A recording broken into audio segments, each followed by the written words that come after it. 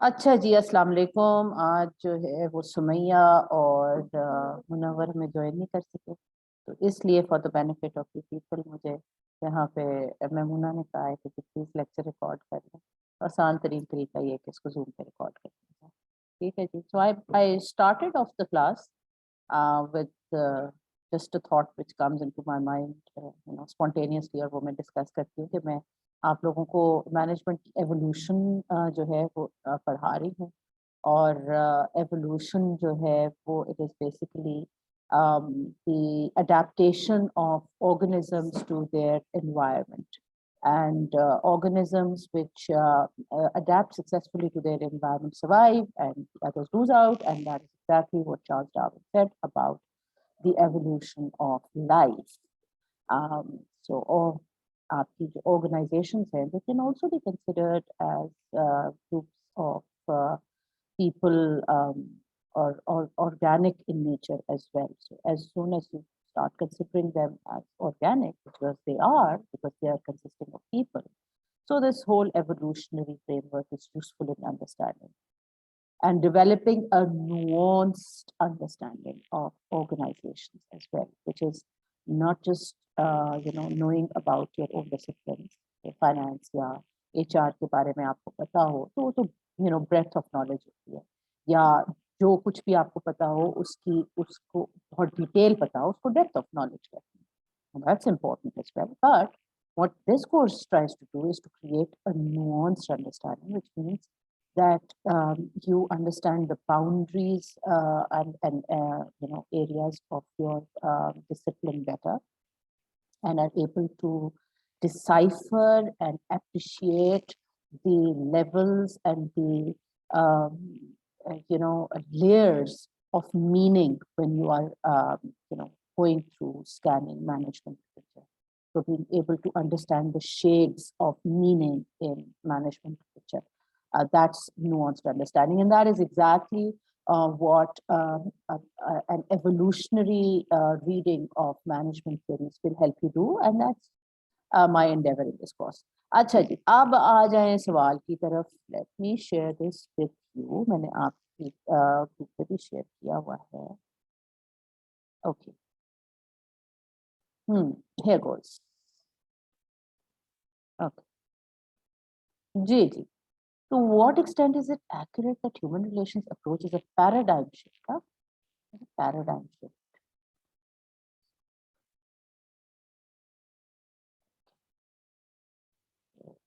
Is a paradigm shift. Okay. So, to what extent is it accurate? अच्छा, human relations approach. सवाल human relations approach से है. पहले समझना है जरूरी कि human relations approach क्या है.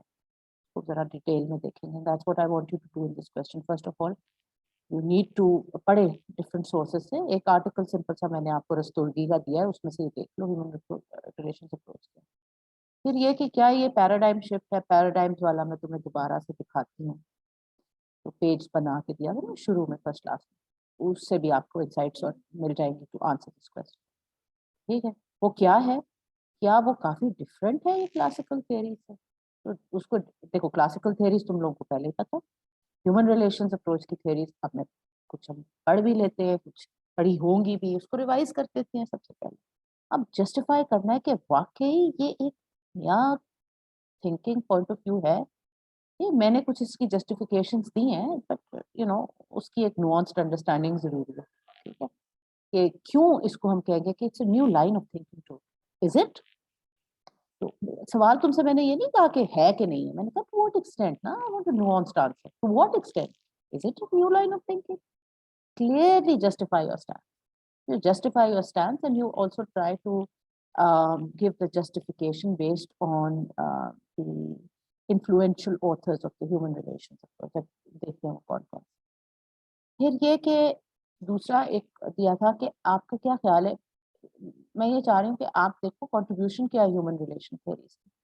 पहली तो बात, क्या वो कोई डिफरेंट वाकई है, क्या क्या डिफरेंसेस हैं उनकी जिसकी वजह से हम इसको कहते हैं कि इट्स टोटली न्यू पैराडाइम. और दूसरी चीज ये कि इसकी कंट्रीब्यूशन है क्या, क्या इसने वाकई मैनेजमेंट साइंस के स्कोप को ब्रॉडन किया है, और किस तरीके से broaden. So that those are the kind of questions that today's lecture is going to answer, और जो मैंने इससे related material आपको send, ठीक हो गया. So let's, क्योंकि paradigm का word इसमें use हुआ है, so let's take a look at the paradigm first of all.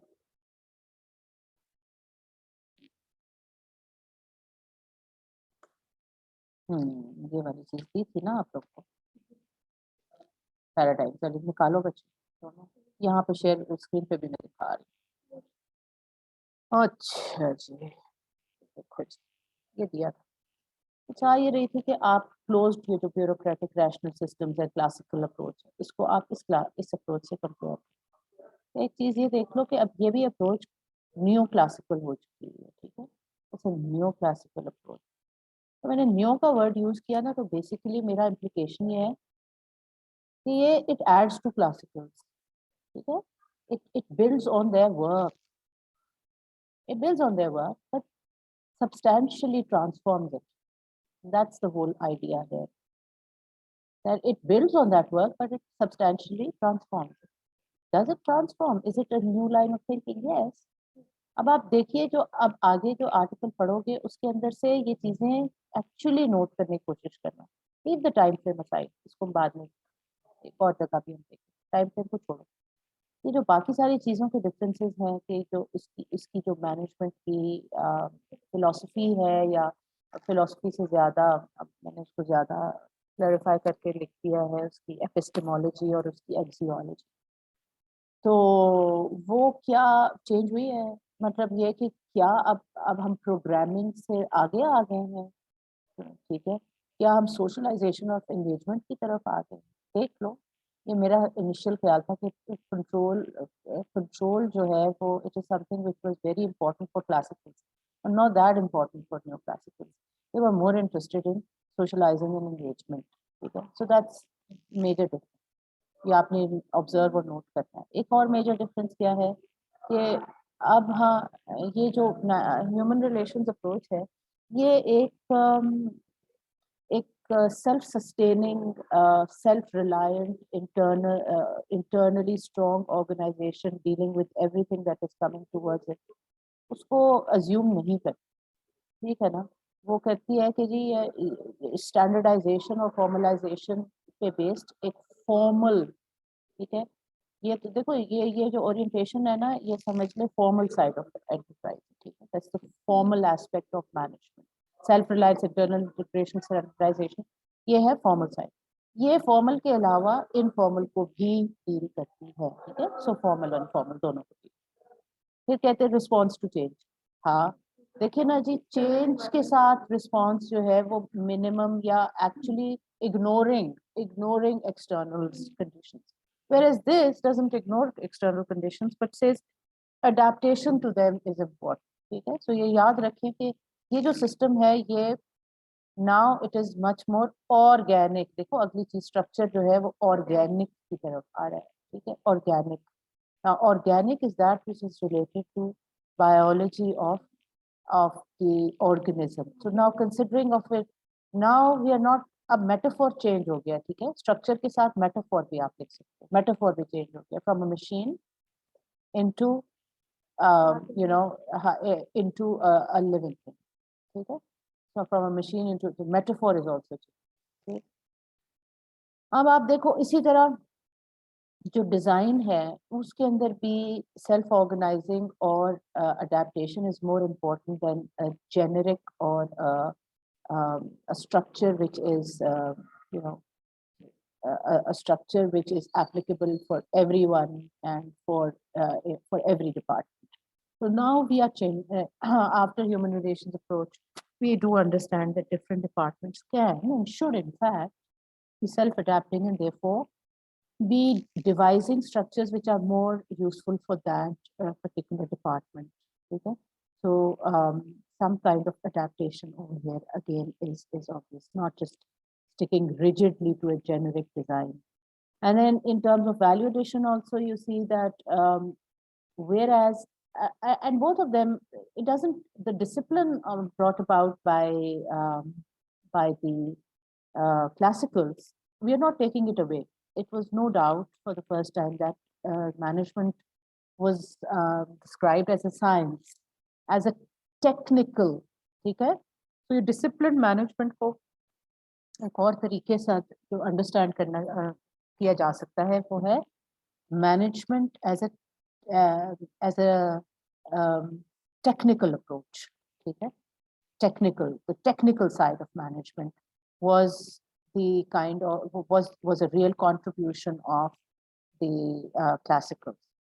But the ideology of management was a contribution which is more brought about by the human relations approach. Okay? Ideology of management. Okay? And both of them together now are can be combined to describe organizational science better. But that is, you know, if we look at it individually, the value addition is also different, because bringing about the discipline of management or the technicality of management was the value addition of classicals, whereas the human relations approach or the neoclassical human relations theory thinks more in terms of the ideology of management, which is related to understanding of worker creativity and the worker capability. All right. Similarly, you will also find, or at least over here, this is what I'm trying to establish, that the focus, or the most important thing, or what distinguished successful organizations from unsuccessful ones for the classicals was whether they were stable and efficient, right? So efficiency based, whether they were stable, which means survive in the long run, and whether they were using their resources efficiently. So that is what was, that is what is defined for the classicals as the effective organization.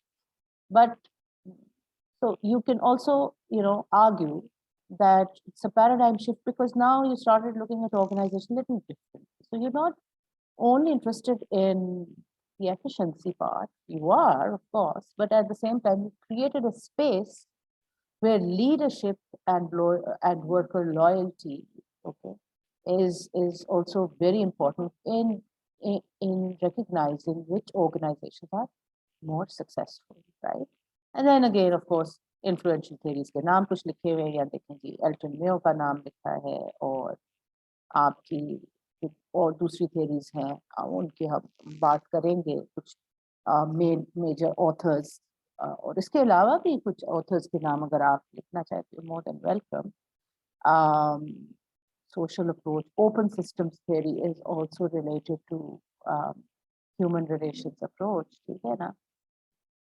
Systems approach को भी हम अलग से देखेंगे. जैसे कि मैंने पहले पैराडाइम में आपको पहले जो है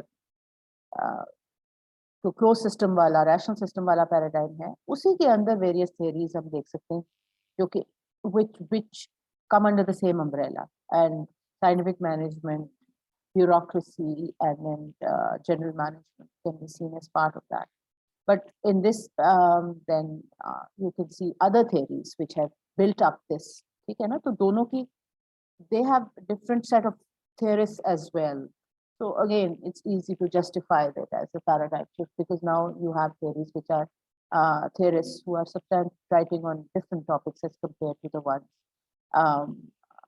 who came before that. ठीक है ना? So the set of influential authors be different. So that's a superficial way, but nevertheless, a difference nevertheless is there. So क्योंकि पहला part आप requires you to compare that paradigms. अच्छा, ये जो सारी चीज है, इसको अब ये आप समझ लें आपके स्टेपिंग स्टोन्स है जो मैंने इसकी डिस्क्रिप्शंस दी हुई है यहाँ पे. ये कोई हार्ड एंड फास्ट रूल नहीं है. यू कुड डिसएग्री कि मैडम आपने ये यहाँ लिखा था, I don't agree with. In fact मुझे खुद ही अभी एक चीज नजर आ रही है, क्योंकि अगला एक आर्टिकल जो है वो उसको निगेट करता है. नॉट कि वो आर्टिकल ठीक है और मैं गलत हूँ, but fact having said that, मैं अभी आपको I will make you observe है, ताकि आपको पता चले कि मैडम भी अगर कोई चीज बनाती है, कहीं कोई चीज लिखी होती है, तो वो लास्ट वर्ड नहीं होती है, उसके ऊपर डिबेट होती है, ताकि आपको समझ में आए न्यूज़ में होता है. Just use these aspects of various aspects as the stepping stones, as the cornerstones of what the article which we can now study, the Rastogi wala article. Okay, here goes. नहीं, Nicholas वाला नहीं, Rastogi वाला. Improving productivity. अच्छा है. मैंने इसके अंदर से जो इम्पोर्टेंट चीजें थी ना, वो आप लोगों के लिए और आसानी कर दी, हाईलाइट भी कर दी, ऐसे मुझे करनी नहीं चाहिए. तो खैर, easier for me to teach it in class also. देखो इसके अंदर क्या बात जो है ना वो कर रहा है. एक तो पहले ये देखो ना कि ह्यूमन रिलेशंस का जो सबसे बेसिक मतलब वो the whole human relation movement जहाँ से start हुई थी, that was the work of Elton Neo and Hawthorne experiments. यहाँ पे है क्या लिखा हुआ? पता नहीं. Hawthorne experiments. अच्छे, उसमें बहुत ज्यादा उसमें है. सो Hawthorne experiments उसमें से पढ़ लेना. शायद अगर यहाँ नहीं है तो दूसरे आर्टिकल में तो Elton Neo. ओके, काफी बड़ा जो है ना what actually happened in the Hawthorne experiments, क्योंकि आपको इंटरमीडिएट लेवल की किताबों में हॉथॉर्न एक्सपेरिमेंट्स के बारे में कुछ डिटेल्स जो है वो मिल जाती हैं पढ़ने को. 100% एक्यूरेट जरूरी नहीं है कि वो हो, बट खैर फॉर बेसिक अंडरस्टैंडिंग. ये हॉथॉर्न एक्सपेरिमेंट्स में क्या किया गया, अब ये 30s के अंदर एक्सपेरिमेंट्स किए गए. 2 एक्सपेरिमेंट्स है जिसका दूसरे आर्टिकल में भी जिक्र है. तो एक तो वो एलिमिनेशन वाला, लाइटिंग वाला, ठीक है ना, और दूसरा आपका वो कोई फैक्ट्री में मेल वर्कर्स कोई electrical work जो थे, they were doing it, तो उस पे incentive structures, that 2 experiments जो कि किए बेसिकली इसलिए गए थे कि ये डिस्कवर किया जाए कि ह्यूमन बीइंग्स एनवायरनमेंट को कैसे रिस्पॉन्ड करते हैं, ठीक है ना, along the same lines as the scientific management, that to find the one best way. उसका basic objective one best way ही था. लेट्स बी वेरी क्लियर, उसका ऑब्जेक्टिव ये किसी सूरत नहीं था कि आप इनफॉर्मल साइट को जो है वो एक्सेप्ट करें और एक नए टोटली एक नए व्यू ऑफ मैनेजमेंट की तरफ जाएं. सो ट्रस्ट मी, व्हेन वो पढ़ लीजिएगा, you should read it, that the whole idea behind these Hawthorne experiments started this new line of thinking was not to establish a new paradigm. It was just stumbled upon, right? Okay, and Elton Neo was never trying to undo Taylor. Never trying to undo it. Okay, Taylor or Taylorism. It's not. He hadn't set out to deny, but it was a reality which just appeared. Much the same way as the apple fell down and Newton was just standing there and observing, and he said, "Oh my God, this happened because of gravity." Exactly the same thing happened here too, right? So he was conducting these experiments, trying to find the best amount of light which would increase workers' productivity. And what happened is he realized that it didn't make any difference. So then the next question comes, if this doesn't make any difference, then what explains the change in productivity of the workers? And it realized that the informal aspect of a management, that is the group behavior, that is the human need to do well when observed. You see, that's a very human characteristic, that when you are, when you're being observed, then you change your behavior. That it happened because of that. And then secondly, again, despite offering them greater bonuses, why was the productivity not increasing for the factory workers?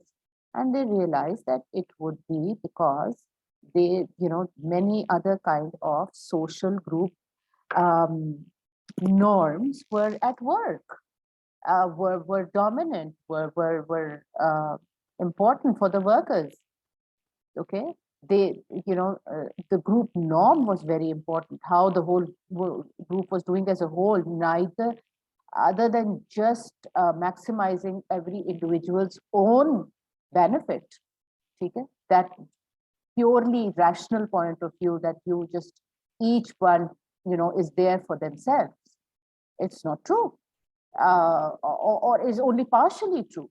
in many instances, people work together as a group as well. So there is something called group dynamics, because people don't work in a place for one day.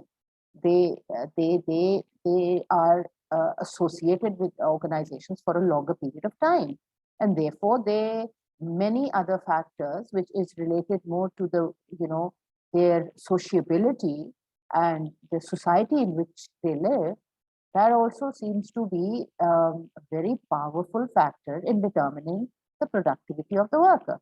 So at the heart of it lies the productivity of the worker, right? So in that case, अच्छा, अब इस same line of thinking में, conditions for human effectiveness in terms of organizations, polar systems of control, bureaucracy versus democracy, ठीक है? तो ये भी एक चीज है कि मोर जो ब्यूरोक्रेसी से, ये देखिए ना, यहाँ पे जो रस्तोगी जो एक पॉइंट लेके आ रहे हैं, नॉट बैड.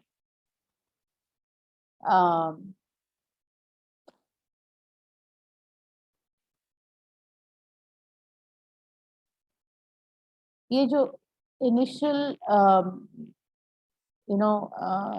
underpinnings थी, sometimes it's questioned by the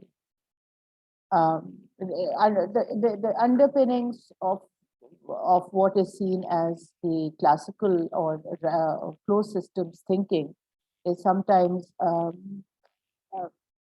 questioned by and criticized by the human relations people, right? So there is a criticism against that line of thinking as well, where work is perceived as uninteresting maybe or meaningless, and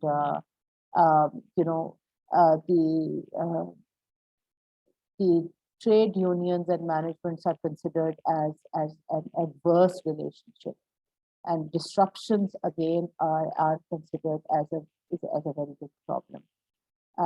So therefore, and also the fact that the organizations which are working purely in their own interest and ignoring the fact that they are embedded in the various societies, that can really destabilize the entire social system, which would then in fact also impact the organization as well.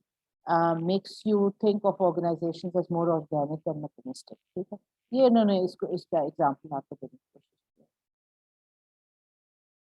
ठीक है?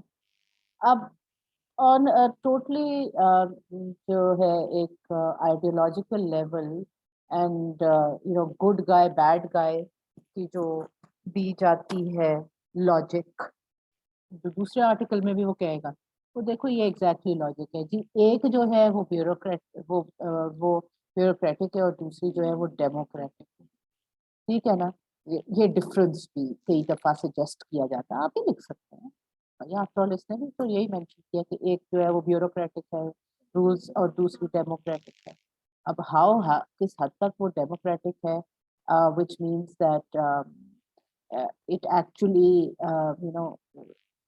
promotes the human, let's say, will and wish, and responds to the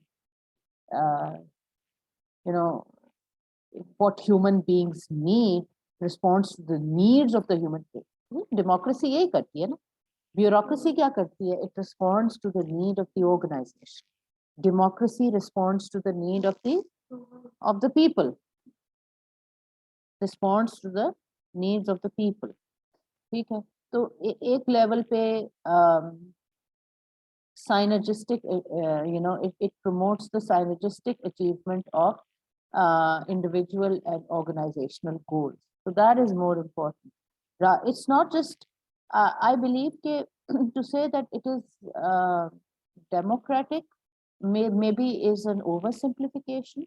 I would say that one is bureaucratic and the other is synergistic. That's better, I think. So, because it's not just a response to what people want. Democracy is that, exactly. People vote, and then they get the the government of their choice in. That is what it depends in the political arena. Okay? तो कि जी it is people who would decide where the organization would go. That would be too simplistic, honestly. I would not call it like that at all. I would say it is bureaucratic versus synergistic. इसलिए लिखा हुआ इन्होंने है, लेकिन आपकी मर्जी। मेरे हिसाब से ये एक बहुत सिंपलिस्टिक व्यू है। ये वो वाला व्यू है which is good versus bad. It's not good versus bad. It is good versus better. Okay, so you understand the difference? Good versus bad. One is good, one is not good. We're not saying that. What are we saying? We're saying is good versus better. Synergistic. Bureaucratic versus synergistic. So what is synergistic? Synergistic is that ये तो clearly लिखा हुआ है। रस्तोगी का कौन सा page है, निकालो इसको, सेकंड पेज। मैंने कुछ चीजें हाईलाइट की हैं प्लीज। वो मैंने हाईलाइट नहीं किया हुआ, अब करते। सॉरी, कई दफा नहीं पढ़ती। Synergistic achievement. एंड बेबल के ब्यूरोक्रेसी को यहाँ से डेमोक्रेसी को निकाल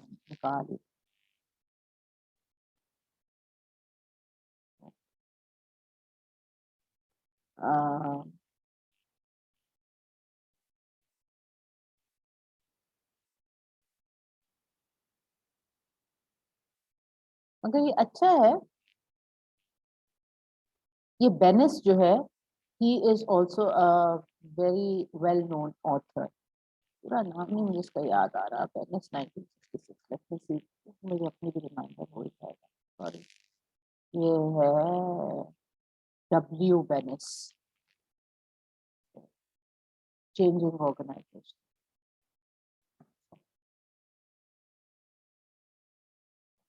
पूरा नाम नहीं आता, लेकिन बेनिस का नाम वेल नोन ऑथर। तो इसको डिस्क्राइब करा, एक तो वो एल्टन मेयो, फिर बेनिस का पढ़ लेना। who's this बेनिस? he talks about, उसने differences को कहा है as the polar systems of control. Opposite, polar means opposite. Democracy versus bureaucracy. But I believe that it is better to think of this as democracy. I think अगे बेनिस ने तो यही कहा ना कि वो क्योंकि डेमोक्रेसी को इसी तरह डिफाइन कर रहा था, तो अगर हम डेमोक्रेसी की बात करेंगे तो it can cause confusion. So that's why think better titles to use when you're distinguishing between the two paradigms is one is bureaucratic and the other is synergistic. Okay, another important, very important author at this time is Chris Argyris. और Chris आर्जरिस ने जो नाम 1962, देखो 60s का ये सारे हैं। बेनिस, आर्जरिस, interpersonal competence, technical competence, and commitment of members are crucial for organizational effectiveness. They are promoted by authentic relationships, realistic, high expectations, meaningful work, autonomy, accountability, and goal-oriented team. अब ये सारे देख लीजिए, ये different aspects है जो कि पहले टच ही नहीं किए थे। किसने किसी जो टीम आपके क्लासिकल्स का नाम दिया, उन्होंने तो नहीं इनको टच किया था ना। ठीक है, authentic relationships, realistic expectations, meaningful work, autonomy, accountability, goal oriented team है। ठीक है जी। तो अब ये it's a kind of then it gives more scope to management and creates that synergy for achieving the organizational goals and the individual goals at the same time, and the both benefit for the existence of it. Again, ये एक McGregor की theory X and Y है, which is very important. पता है ना कि एक वो theory है, X वो है जी, जो कि people don't like to work, they shirk work, and Y is that, and this is the one he believed in, is that he said that people, in fact, want to work. In fact, work is meaningful and useful for people, and they just don't want it. They just don't do it for one reason. It is for their own psychological satisfaction as well. ठीक हो गया? फिर उसके बाद एक और जो theory Likert की इन्होंने, ओ बाय द वे लाइकर्ट, हमारा ख्याल होता है वो, ये इसका नाम किसके साथ पढ़ा भला आपने?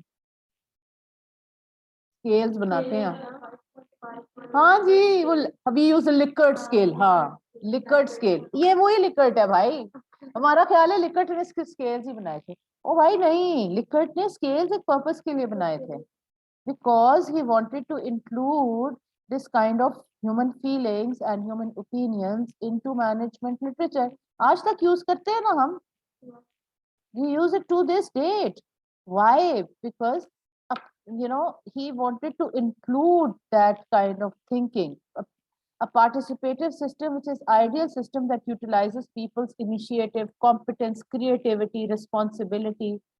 ठीक है, ये सारी चीजें, इन चीजों को मेजर करने के लिए और इन चीजों को इंक्लूड करने के लिए management science literature like it work at this time 1960s की बात है, और ये 1950s और 60s की ही थिंकिंग है जो कि हम लेके चलते हैं जब हम इसके इस किस्म के जो स्केल्स हैं वो यूज करते हैं। अनफॉर्चुनेटली उससे आगे हम जो है वो नहीं जाते, हालांकि असूली तौर पे always remember this, that using these scales just like that has its limitation, but nevertheless it's a useful it's a useful means। अच्छा, फिर उसके बाद आगे अगर चलो, मैंने इसको अंडरलाइन नहीं किया, हर्सबर्ग, मायर्स, मेस्लो, ये सारे इंपॉर्टेंट है। हर्सबर्ग की थ्योरी थी मोटिवेशन हाइजीन की, फिर उसके बाद मायर्स एंड मैस्लो, मैस्लो का तो पता है ना आपको। यहाँ पे एक बंदा जिसका नाम इन्होंने मिस किया हुआ है, उसको थोड़ा सा पढ़ लेना, हर्सबर्ग का भी छोटा सा कहीं निकाल लेना, देख लेना काम क्या है। तो वो है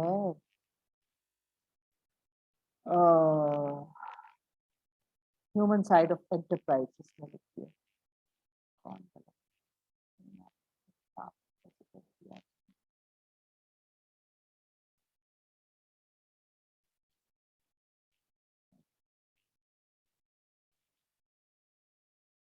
human side of enterprise, Douglas McGregor, Douglas McGregor, उसका अगर यहाँ जिक्र नहीं है मैकग्रेगर, हाँ है, जो मैं ना एक पता नहीं देखती हूँ यहाँ पे। हाँ किया हुआ तो है, professional manager, human side of enterprise किसने लिखी थी? नहीं नहीं नहीं नहीं नहीं, उस ह्यूमन साइड ऑफ एंटरप्राइज भी डगलस मैकग्रेगर की है। So is a very important author in this.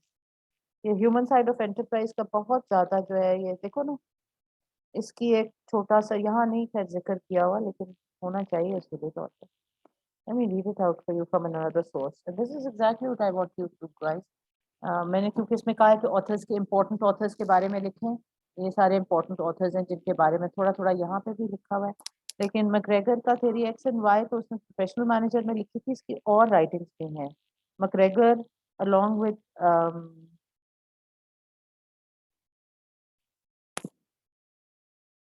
Douglas McGregor, Douglas McGregor,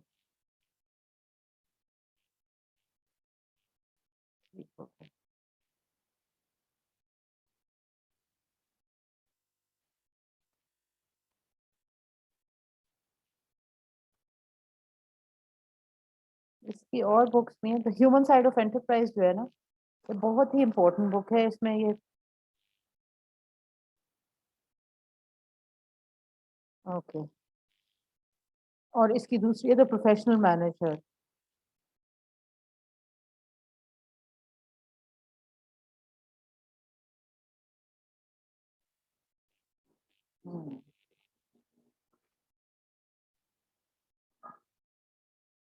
तो ये human side of enterprise also deals with the motivation aspect of people, ठीक है, how to make them like their work and to engage in their work wholeheartedly, ठीक है। रस्तोगी ने भी इसकी कुछ जो है, ओके, इसको देखें, ये रस्तोगी का जो आर्टिकल है उसमें वो कुछ बातें कर रहा है, again you will find it very similar to the way I have defined in the paradigms कि इसकी कंट्रीब्यूशन है क्या. Okay, they have identified and elaborated the requirements for effective human performance in organizations. These requirements relate to goals of the individuals, their interpersonal relationships, and their physical environment. तो basically अच्छी description है ये, ठीक है. It's अब देखें scope किस तरह broad हो रहा है. First you were talking just about the organization stability. Now you are looking at a more synergistic view, which means you are also looking at, you are trying to align the goals of the with the of the organization with people's individual goals, their own goals, their interpersonal goals, interpersonal समझते हैं, group goals, and their physical environment, their social, the society in which they generally exist, ठीक है, their societal goals. तो ये तीनों levels को align करता है ऑर्गेनाइजेशनल गोल्स के साथ. इस कौन कौन से, ये जो साइनर्जी है ना, ये कैसे क्रिएट करते हैं, ये मतलब what are they suggesting, all these writers, human relation movement के राइटर्स कैसे सजेस्ट कर रहे हैं कि synergy is important, which means ये जो ऑर्गेनाइजेशन के गोल्स हैं, they need to be aligned with and related to the individual's own goals, for individual goals, their interpersonal goals, and their society and the societal goals as well. Okay, physical environment as well. तो इन सबको जो है वो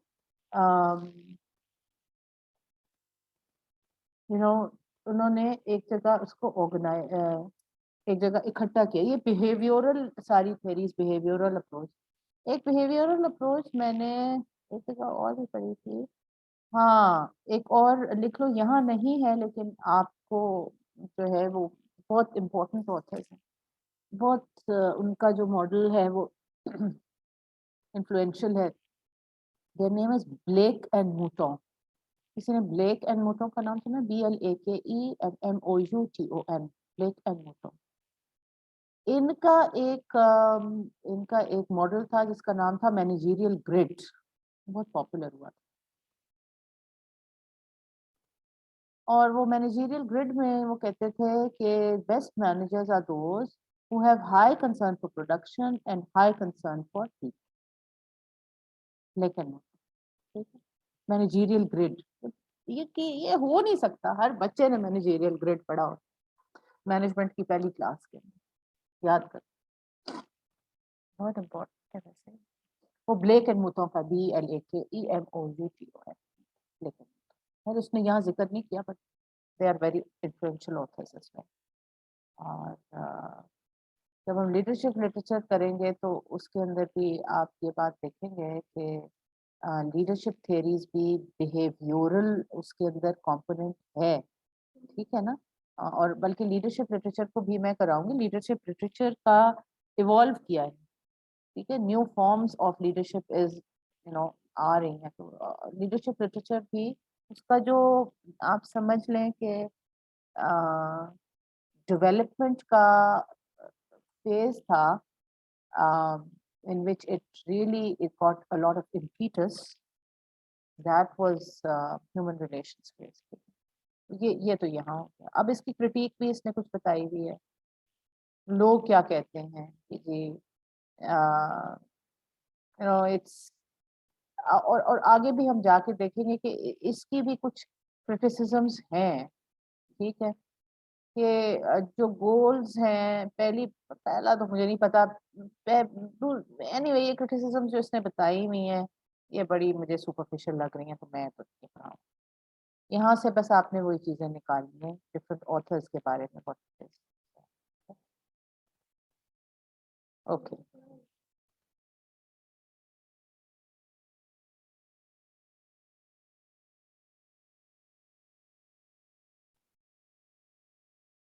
organisation climate को भी इसने जो है ना वो एक्सप्लेन किया है. दैट वुड बी इम्पोर्टेंट, ठीक है. अच्छा जी.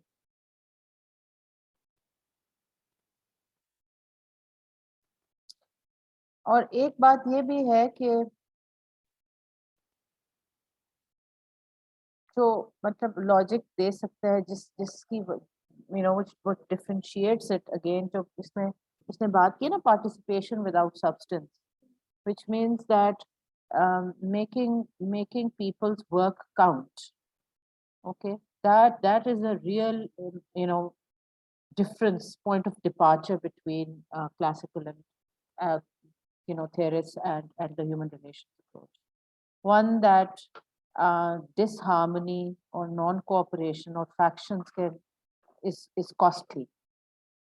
ठीक है, ये नीचे मैंने पेज 8 के ऊपर हाईलाइट भी किया हुआ है। ये एक बड़ा रेलेवेंट पॉइंट ऑफ डिपार्चर भी है ना, how to add substance to participation.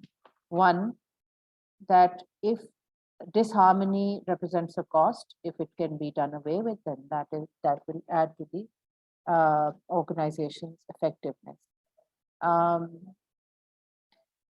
Inefficient, you see, unreasonable benefits to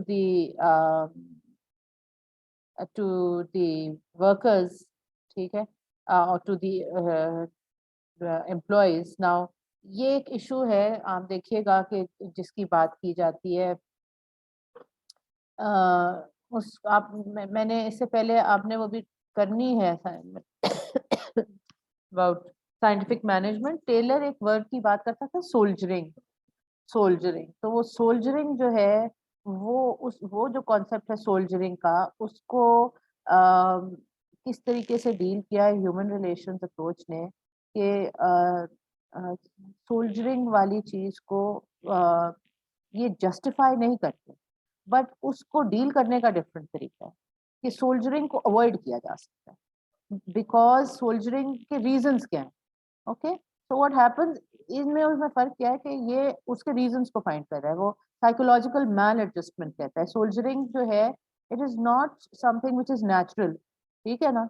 now अब पॉइंट ऑफ डिपार्चर क्या है, डिफरेंस क्या है, क्यों ये एक नया पैराडाइम, क्योंकि वहां पे हम सोच रहे थे यार ये सोल्जरिंग चीज है, it's a problem, we need to deal with it, ठीक है ना, इसको हमने एलिमिनेट करना है, और नेचुरली लोग सोल्जर ही करेंगे। Okay, naturally, the natural instinct would be for workers to engage in this kind of behavior. Now, over here, we say, no, the natural instinct is not to engage in this kind of behavior. This kind of behavior occurs when there is psychological maladjustment, and you can correct. So you see the difference? One is saying that is the natural behavior and it needs to be stopped. The other is saying that this kind of behavior can occur, but it is a sign of psychological maladjustment. It can be, it's not natural to human beings. It's a maladjustment. It will be correct. Right? ये भी चीज हम आगे जाके देखेंगे. Okay. Now we also have in the real world, we have examples of countries जो इसने यहाँ बताई हैं, which are very, very, which are where the work ethic is totally organized along human relations lines, like Austria or Norway or Sweden. Okay, but at the same time you have countries like the USSR which tried socialism and communism but it didn't work over there. ठीक हो गया ना, तो इसलिए history जो है वो ना इस नए पैराडाइम को एंडोर्स करती है, ना इसको डिनाई करती है. The history in itself is just different in different countries. But yes, it did take off in the West, और क्योंकि वहाँ की conditions उसको जो थी वो support कर रही थी. और again, some autonomy devoid of authentic relationship. अगला जो article है वो भी यही बता रहा है कि it may not be the kind of autonomy which this is giving, which meaningful work maybe claiming to give the people. It may just be not a reality. Okay, so I mean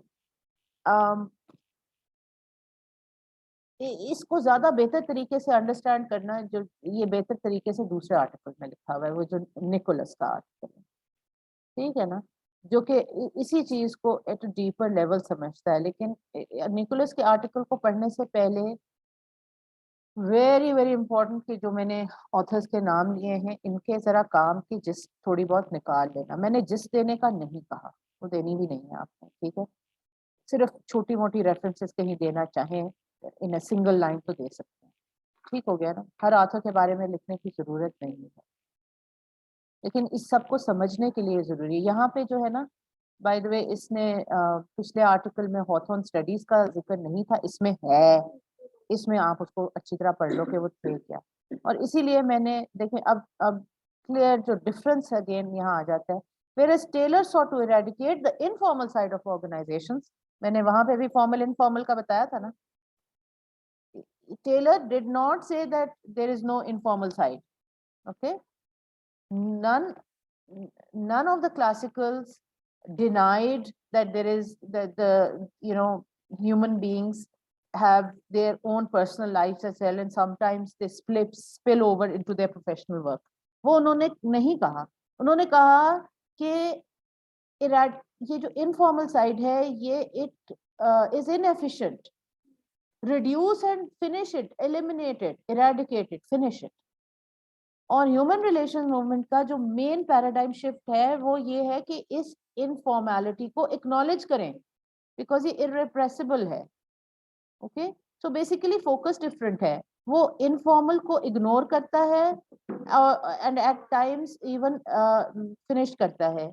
ये इनफॉर्मेलिटी को accept करता है और उसको जो है वो formal parts के साथ अलाइन करके इनफॉर्मल एस्पेक्ट्स को, ये वाला पैराडाइम जो है, it brings it into the fold of management totally, okay, which was, it was not in the fold of management before.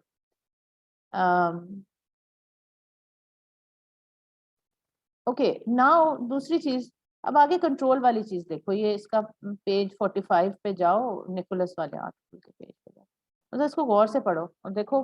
कई दफा मैं भी जो है चीजें आगे पीछे कर देती हूँ, मेरी अपनी भी evolution. It is a response to the failure or at least limitations of scientific management as a means of organizational control. But it is a response which in many ways offers not an alternative, but an extension of scientific management. Okay, it's not an alternative, it is an addition. There's a lot of difference between being an alternative and an addition. So this is more of an addition. और इसके हिसाब से both of them are trying to establish control. One is trying to establish control by avoiding human relations, and the other is trying to establish control through human relations. You understand? So इसलिए I'm going to go back to those paradigms. देखो paradigms में मैंने क्या कहा था कि एक का जो काम है वो कंट्रोल है, ठीक है। तो आई एम सॉरी, ये it maybe needs rethink on my part, and I agree, मैं निकोलस के साथ एग्री करती हूँ। कंट्रोल तो ये भी है, but control in a different way. तो आई सपोज आई शुडंट, लेकिन जब भी प्रोग्रामिंग की बात होती है तो वो कहा जाता है programming and control. Programming is not something, अब ये जो है ये इंटेंस प्रोग्रामिंग है। अब यहाँ जो सोशलाइजेशन और एंगेजमेंट है, that's also a form of a more humanistic kind of programming. Humanistic programming, it is also, you're trying to change something. In both cases you're trying to change something. One, you are, the management is trying to guide them in different ways. दोनों के अंदर management का तो काम ही है ना, technical aspect तो है मैनेजमेंट का, telling workers what to do and how to do it. So one is actually much more rigid or strict, and the other is also a control, but a control which is exercised through engagement. Okay, so ये जब इसकी आप nuanced level पे इसको देखोगे, इसकी epistemology को और एक्सियोलॉजी को एक नुआंस्ड लेवल पे देखोगे तो आपको वहां नजर आएगा कि दोनों ही actually types of programming and control है, लेकिन एक प्रोग्रामिंग एंड कंट्रोल है थ्रू रूल्स, थ्रू स्ट्रक्चर, एक है programming and control through socialisation and engagement. But both are ultimately, according to Nicholas, and I do agree with his point of view, is that both are trying to actually establish control, but in different ways. So because the control is exercised differently, so you can kind of say that yes, it could be considered as a paradigm shift. Okay, okay, ठीक है. और बाकी भी चीजें आगे जो article का है, sorry I have to wind up soon, I have another class, but खैर मैं कोशिश करती हूँ. Okay.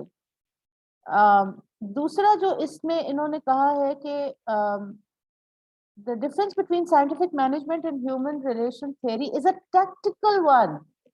The real objective behind both is the same, is to gain efficiency and effectiveness. Both are the same.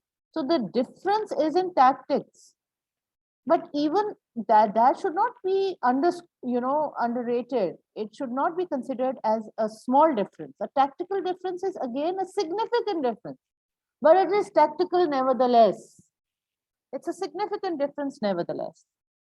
Okay? And both of them are rational, means both of them make sense. So वही तो चीज हम कह रहे हैं, तो both of them make sense, but it's a tactical difference, which is a big difference in itself. ठीक है? And then again, ये भी बात याद रखें कि this is a better image. Another difference between these two approaches is that it creates a more lovable image of being democratic and being humane. A much more relatable and much more humane and lovable image of the manager is created, because during the kind of image that we get of a factory manager, a hard task ringmaster, is not the kind of place where human beings would, which would be appreciated by people in general. So that kind of image building, according to this article, was very important. It offered a better picture of of management. It is reconfigured management on more humane lines, about helping rather than exploiting workers, right? About helping workers or rather than exploiting workers. Now, again, how justified was this claim that scientific management had actually exploited workers? ये पिछला वाला जो आपका था कि कई दफा किसी चीज को हम unnecessarily उसके साथ कुछ ideas को fix कर देते हैं, which is not really justified. But having said that, by the end of the जब ये 1930s etc., this picture of the manager as a very inhuman, exploitive individual had really emerged. And to undo that, human relations played a very important part, which is a significant thing as well, right? It tried to undo that kind of image. But that does not mean that the overall goals of the organization changed. But nevertheless, the image really improved because of this kind of this new line of thinking. ठीक है? बोले. हाँ,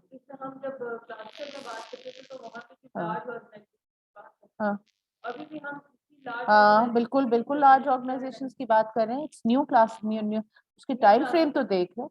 yes, we are talking about large organisations. We are not talking about, हमें हमारा mindset जो है वो थोड़ा ऑर्गेनिक की तरफ आया है, लेकिन organizational structure became a little bit more organic. Not that the size of the organization was any smaller, but these are the new considerations which were, superimposed on the same kind of structures. Majority of the structures remain the same. Some changes happened in some places gradually, and then eventually again, it was not that all of a sudden organizations let themselves be, dictated or dominated by workers. It didn't happen like that at all. In fact, it was the other way around. Now use another tactic to deal with people rather than just telling them what to do through rules. Hello, now we have another way of controlling them. So both of them were exercising control, but in different ways. Yes, the nature. अब आप बात करिए from point of view of a modern organization, of a postmodern organization, boundaryless kind of space where young dynamic people with new and brilliant ideas are simply coordinating activities. No, no, no, no, no, no, no. That comes much, much later.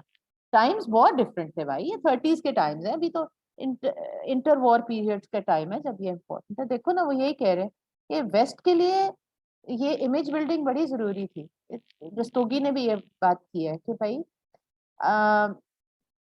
you know, the Western society was scared that if we do not give, you know, improve the conditions of the factory workers, they will rebel, and it would be like like the, you know, socialist and communist revolutions which happened in Russia and China.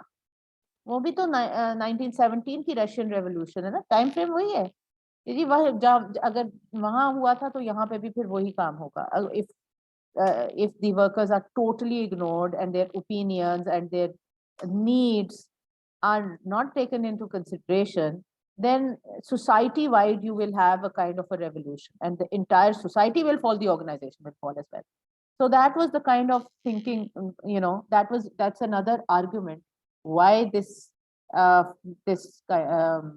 paradigm, it gained so much traction, so much importance at that time, because the West was trying to avoid a revolution similar to the revolution in Russia.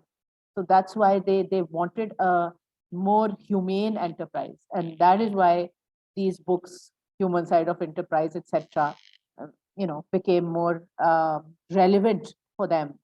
Okay, to avoid any kind of you know, a destabilization of capitalism on the whole. हो गई ना destabilize capitalism, Russia के अंदर destabilize हो गई ना when people just revolted. That was not very in the long run. अब हमें पता चला है साल हर साल के बाद कि that didn't really work out.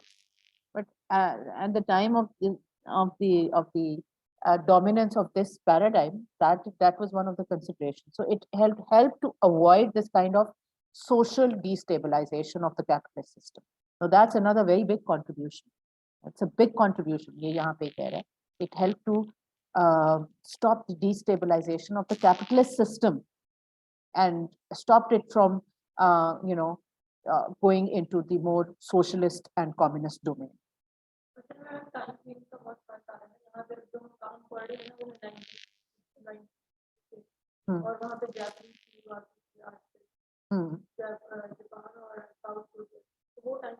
नहीं, वो टाइम देखो, जापान और साउथ कोरिया तो बहुत बाद में डेवलप किया। जापान जो है वो 1945 के बाद से जाहिर है कि री इमर्जेंस तो होनी थी ना। जापान तो बहुत ज्यादा पीक पे था इवन बिफोर 1945। उसकी जो टेक्निकल सुप्रेमेसी है, तो दैट, और उससे पहले जापान की हिस्ट्री बड़ी बड़ी नुआंस्ड है। जापान ने बड़े जुल्म किए हैं कोरिया पे, जापान ने बड़े जुल्म किए हैं चाइनीज, क्योंकि वो वहां उस वक्त की सुपर पावर थे ना अपने रीजन की।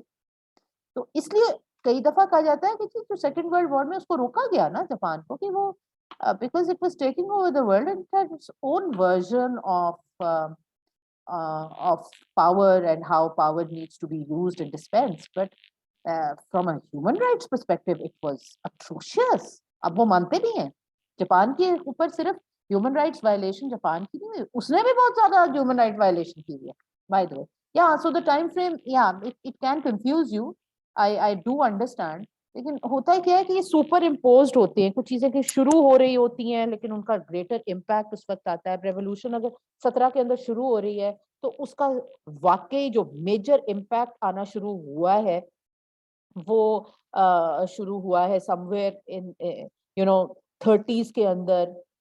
यू नो उस वक्त तक वो एक यू नो एक totally it takes starts taking root at one time and another. जैसे फॉर एग्जांपल मैंने आपसे बोला कि ह्यूमन रिलेशन मूवमेंट जो था, और यहाँ इस वाले आर्टिकल में भी उसने इस बात को हाईलाइट किया है कि भाई ह्यूमन रिलेशंस को हम समझते हैं हॉथॉर्न स्टडी से शुरुआत नहीं, इससे पहले भी जो था वो जो factory workers, Robert oven for example, आप लिख लो इसको, Robert oven please, British writer था जिसने के लिखना शुरू किया था about the rights of the factory workers, Robert oven, ठीक है, much much much before Hawthorne studies and alchemy.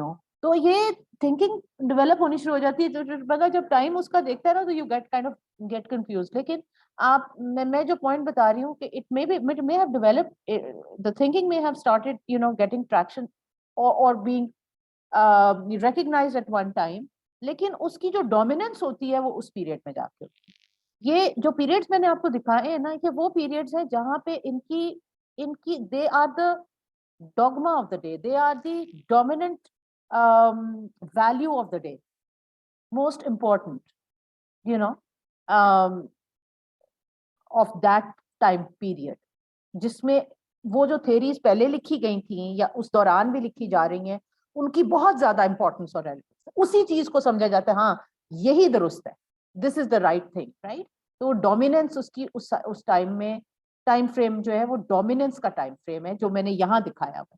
But उसको अगर आप कहें तो मैं थोड़ा बहुत देख भी सकती हूँ, couple of reasons why I put it like that, ठीक है।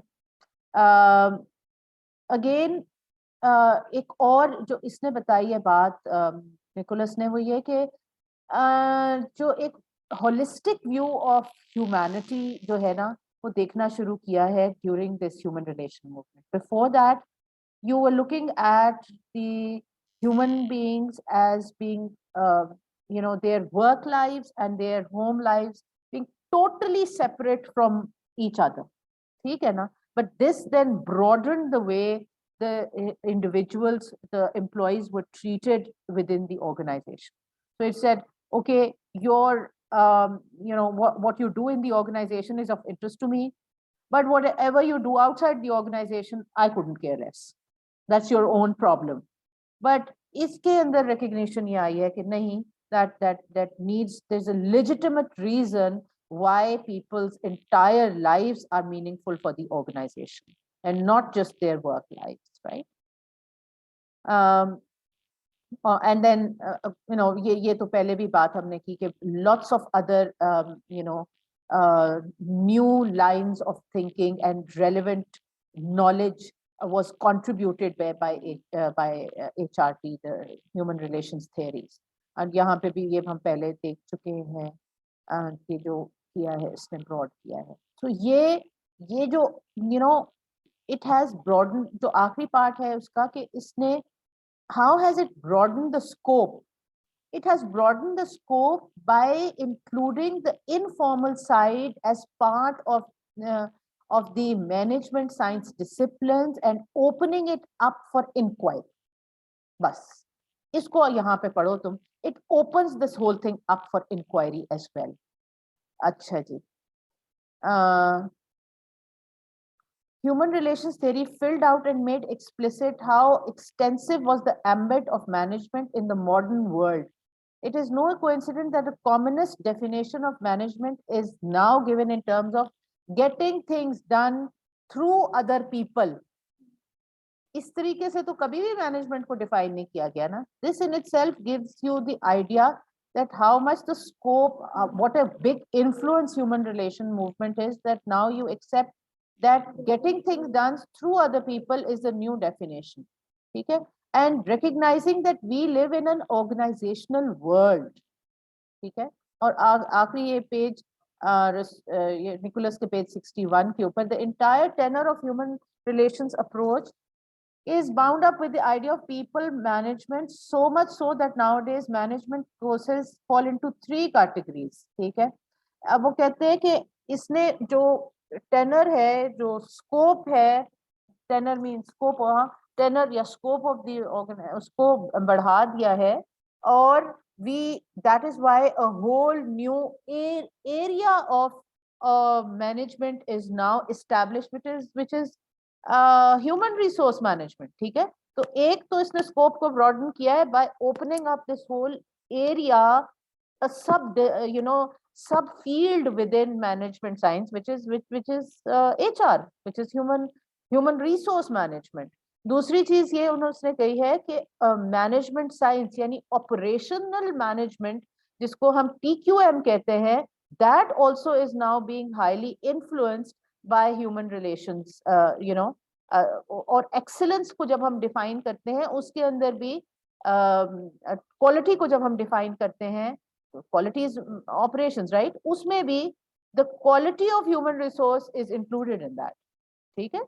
And last of all, जब हम we look at strategy and when we look at marketing, again उसके अंदर जो ह्यूमन एस्पेक्ट है of not only considering the shareholders but also considering the stakeholders, that is also important part of strategy. Marketing also is a discipline which is influenced by the human relation movement, because now we constantly say, we talk about in marketing value addition, we talk about value addition for people, for customers, and for clients at large. So these are all examples of the deep influence which the human relations theories have had on management science and the way it has broadened the scope of management science. So that is the end of it. अब मैं ये recording बंद कर रही हूँ. Assignment number 4 attempt करनी है. There's no reason के ना करें. और ये वाली भी और इससे पहली वाली भी करें. The good thing for you guys is कि जो इम्तिहान के सवाल आएंगे they're going to be very very similar to these questions. So अगर आप ये कर लेंगे तो इम्तिहान में भी अच्छे नंबर आ जाए. ठीक हो गया जी? All right, thank you very much.